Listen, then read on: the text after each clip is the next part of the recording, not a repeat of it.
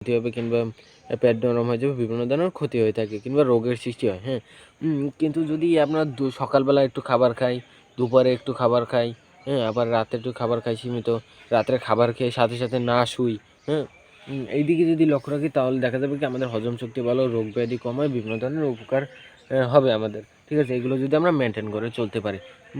তো সেই রকমেরই একটা গাছেরও মানে এই গাছটাকে যতটুক সার দেবেন ও অতটুকুই বলবে। দেখা যায় যে আপনি 1 কেজি সার দিয়ে দিলেন একটা আম গাছের গোড়ায়, 1.5 কেজি সার, 2 কেজি সার।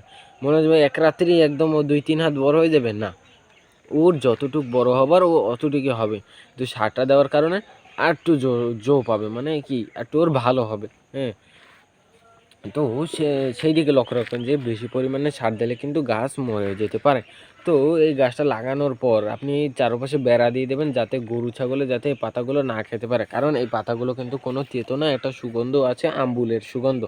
এর কারণে কিন্তু এই পাতাগুলো কিন্তু ছাগল গরুতে কিন্তু খাবে, কিন্তু মানে একদম মজা করে খাবে। হুম? তো গাছটা কিন্তু ভেঙেও ফেলতে পারে, কারণ গরু ছাগল তো ওগুলো বোঝে না, ওরা তো অবুঝ পশু। ঠিক আছে?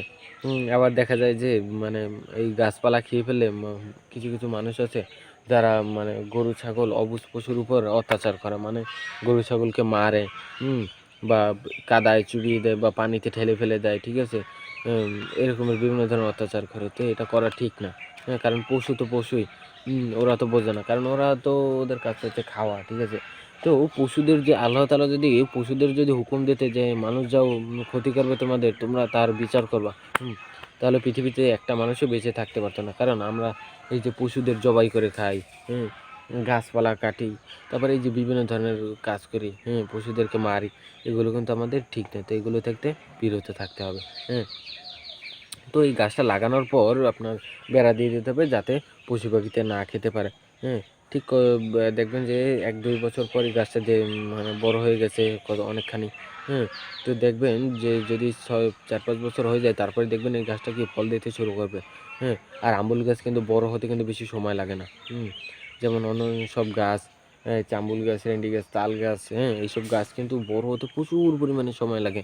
হ্যাঁ, ঠিক এই আম্বুল গাছটা কিন্তু ওরকমের সময় লাগে না। হুম, তো আপনার আম্বুল গাছের দিকে একটু খেয়াল রাখবেন। মানে আম্বুল গাছটা বেশি একটা হচ্ছে কিনা, মানে ক্ষতি হচ্ছে কিনা, তো সেদিকে খেয়াল রাখুন। তো আম্বুল গাছে কিন্তু আমরা লাগানোর নিয়মটা জানলাম। হ্যাঁ, মানে 15 হাত দূরে দূরে লাগাতে হবে, বেড়া দিতে হবে, লাগানোর পর লাগানোর আগে মাটি দিতে হবে, সার বেশি দেওয়া যাবে না।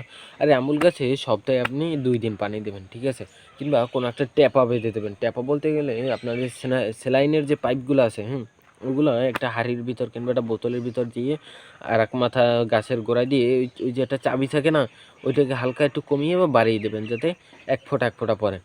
যে দেখে যাতে আপনার 5 সেকেন্ড কিংবা 10 সেকেন্ড পর পর এক ফোঁটা পড়বে। হ্যাঁ, মিনিটে